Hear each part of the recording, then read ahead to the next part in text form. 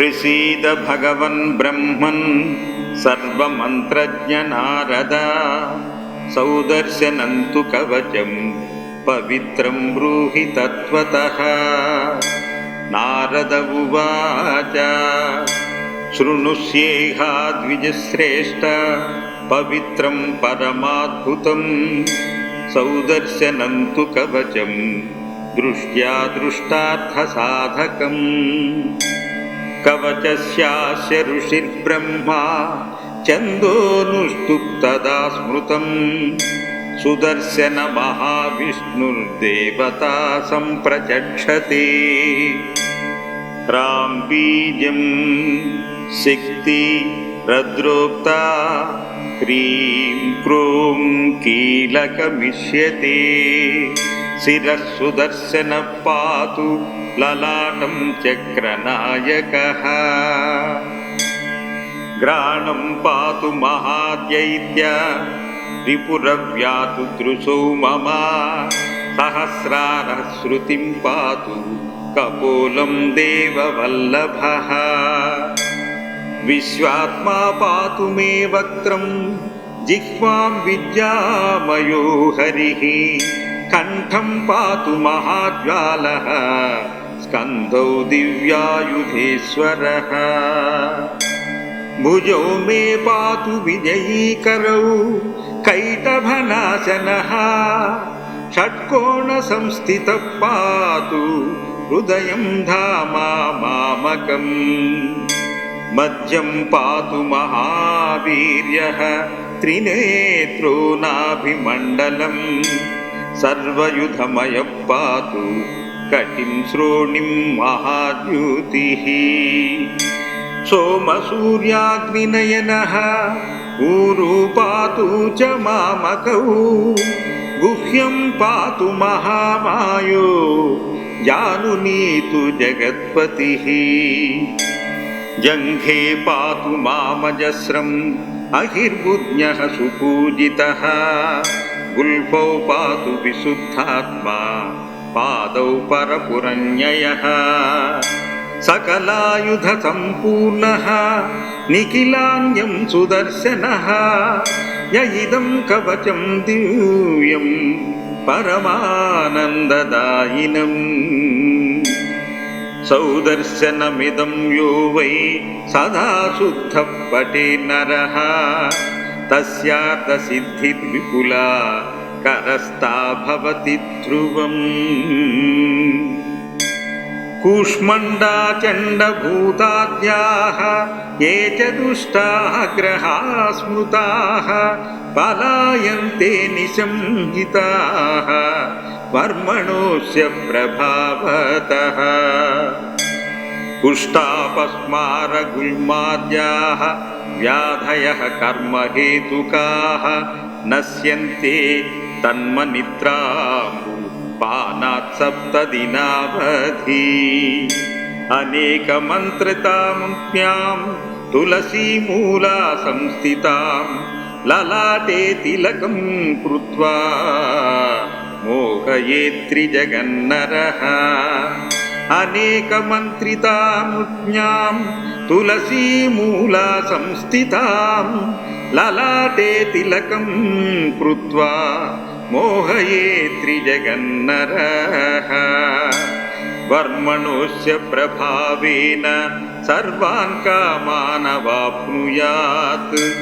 वर्मणोऽस्य प्रभावेन सर्वान् कामान् अवाप्नुयात्।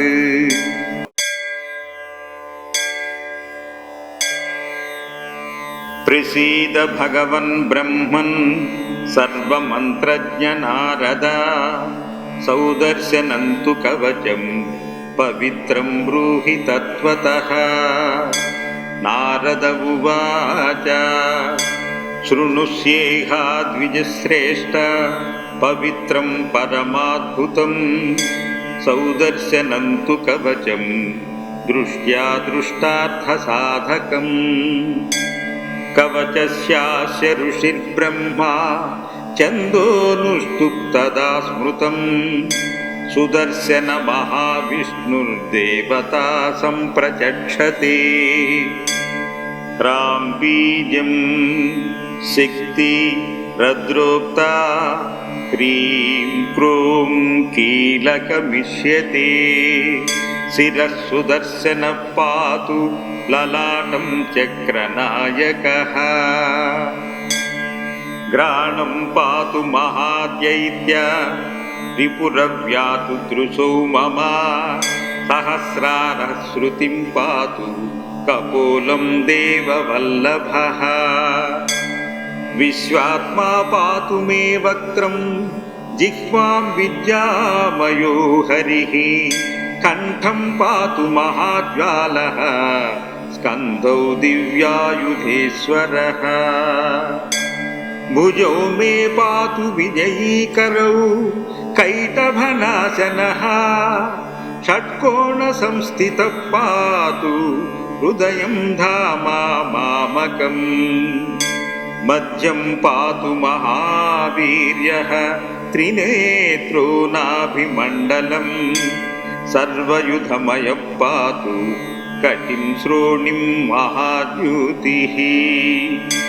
सोमसूर्याग्निनयनः ऊरू पातु च मामकौ गुह्यं पातु महामायो जानुनीतु जगत्पतिः जङ्घे पातु मामजस्रम् अहिर्बुज्ञः सुपूजितः गुल्फौ पातु विशुद्धात्मा पादौ परपुरन्ययः सकलायुधसम्पूर्णः निखिलान्यं सुदर्शनः य इदं कवचं दिव्यं परमानन्ददायिनम् सौदर्शनमिदं यो वै सदा शुद्धः पठे नरः तस्यार्थसिद्धिर्विपुला करस्था भवति ध्रुवम् कूष्मण्डा चण्डभूताद्याः ये च दुष्टाः ग्रहाः स्मृताः पलायन्ते निशंहिताः वर्मणोऽस्य प्रभावतः कुष्ठापस्मारगुल्माद्याः व्याधयः कर्महेतुकाः नश्यन्ते तन्मनिद्राम् पानात् सप्तदिनावधि अनेकमन्त्रतामुख्यां तुलसीमूला संस्थितां ललाटे तिलकं कृत्वा मोहयेत्त्रिजगन्नरः अनेकमन्त्रितामुख्यां तुलसीमूला संस्थितां ललाटे तिलकं कृत्वा मोहयेत्त्रिजगन्नरः वर्मणोऽस्य प्रभावेन सर्वान् कामान् अवाप्नुयात् वर्मणोऽस्य प्रभावेन सर्वान् कामान् अवाप्नुयात्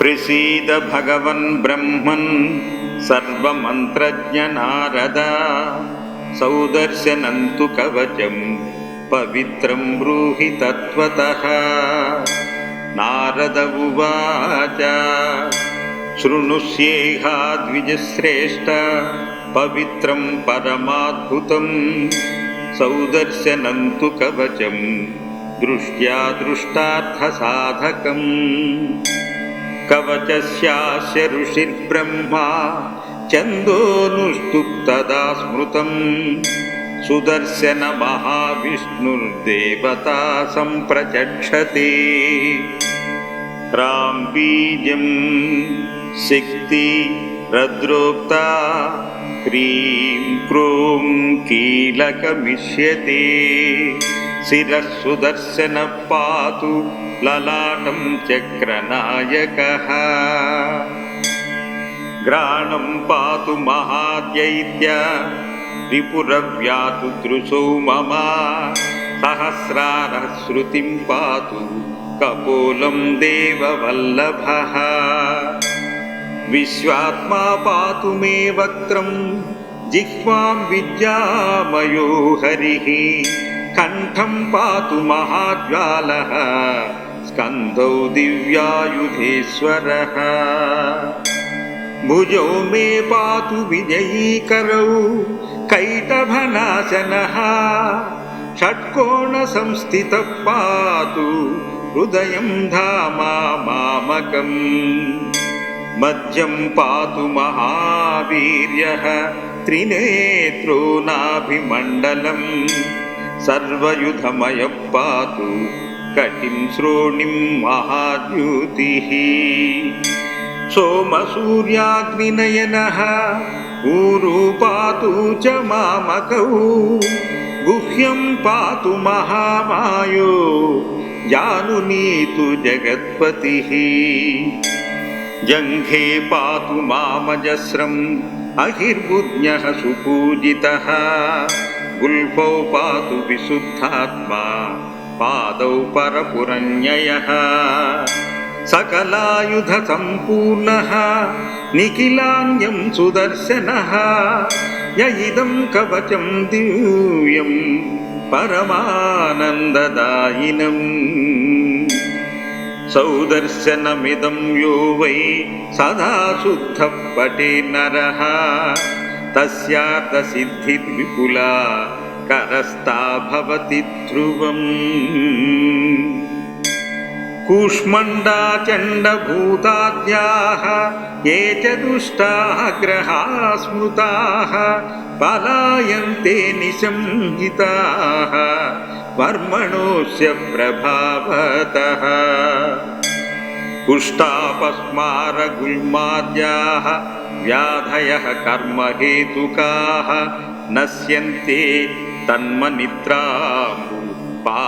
सप्तदिनावधि अनेकमन्त्रितां तुलसीमूला संस्थितां ललाटे तिलकं कृत्वा मोहयेत्त्रिजगन्नरः अनेकमन्त्रितां तुलसीमूला संस्थितां ललाटे तिलकं कृत्वा मोहयेत्त्रिजगन्नरः वर्मणोऽस्य प्रभावेन सर्वान् कामान् अवाप्नुयात् वर्मणोऽस्य प्रभावेन सर्वान् कामान् अवाप्नुयात्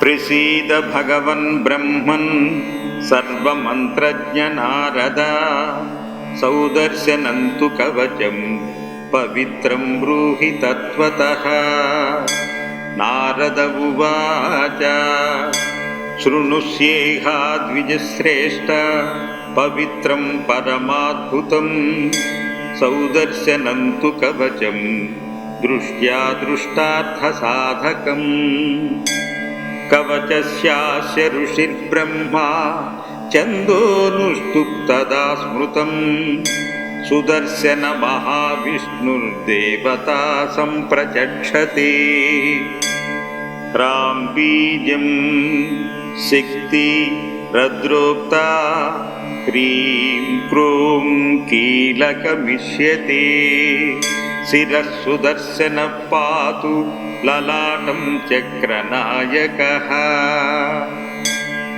घ्राणं पातु महाद्यैत्य रिपुरव्यातु दृशो मम सहस्रारः श्रुतिं पातु कपोलं देववल्लभः विश्वात्मा पातु मे वक्त्रं जिह्वां विद्यामयो हरिः कण्ठं पातु महाज्वालः स्कन्धौ दिव्यायुधेश्वरः भुजौ मे पातु विजयीकरौ कैटभनाशनः षट्कोणसंस्थितः पातु हृदयं धामा मामकम् मध्यं पातु महावीर्यः त्रिनेत्रो नाभिमण्डलम् सर्वयुधमयः पातु कटिं श्रोणिं महाद्युतिः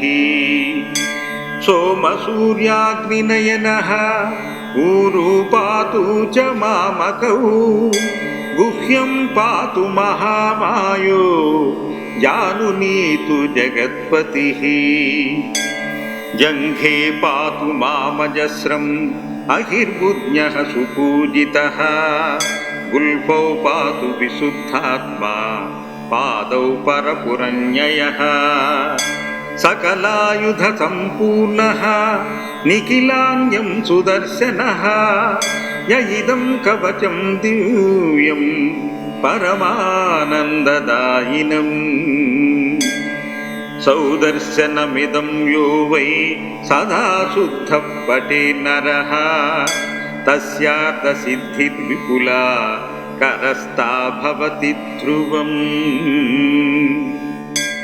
कूष्मण्डा चण्डभूताद्याः ये च दुष्टाः ग्रहाः स्मृताः पलायन्ते निशंहिताः वर्मणोऽस्य प्रभावतः कुष्ठापस्मारगुल्माद्याः व्याधयः कर्महेतुकाः नश्यन्ते तन्मनिद्रापानात् सप्तदिनावधि अनेकमन्त्रितामुख्यां तुलसीमूला संस्थितां ललाटे तिलकं कृत्वा मोहयेत्त्रिजगन्नरः अनेकमन्त्रितामुख्यां तुलसीमूला संस्थितां ललाटे तिलकं कृत्वा मोहयेत्त्रिजगन्नरः वर्मणोऽस्य प्रभावेन सर्वान् कामान् अवाप्नुयात् वर्मणोऽस्य प्रभावेन सर्वान् कामान् अवाप्नुयात्।